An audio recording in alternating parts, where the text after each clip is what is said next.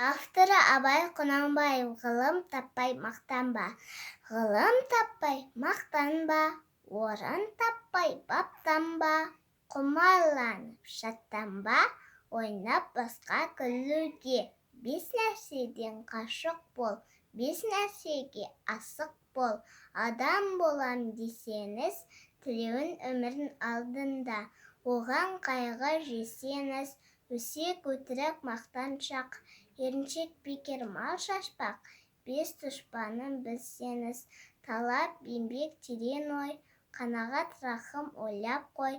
Бес асыл көнсеңіз, жамандық көрсең нәпәтілі, суытып көңіл тыйсаңыз, жақсылық көрсе ғибатлы, оны ойға жисаңыз.